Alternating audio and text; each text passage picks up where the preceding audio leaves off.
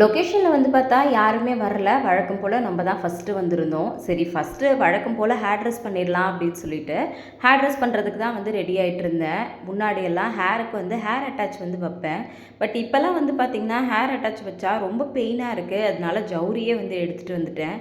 எப்போவுமே ஷூட்டிங் வந்தால் என்ன ஹேர் ஸ்டைல் பண்ணுறது அப்படின்றது பெரிய பிரச்சனையாகவே இருக்குது. எந்த ஹேர் ஸ்டைலுமே எனக்கு செட் ஆகிற மாதிரி தெரியல.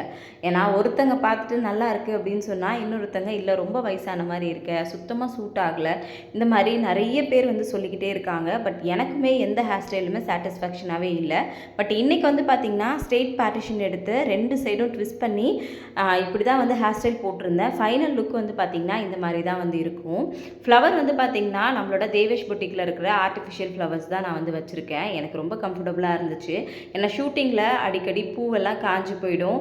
இது ஃப்ரேமில் பார்க்குறதுக்கு ரொம்ப பளிச்சுன்னு பிரைட்டாக இருக்கும். எப்படி இருக்குன்றதை மறக்க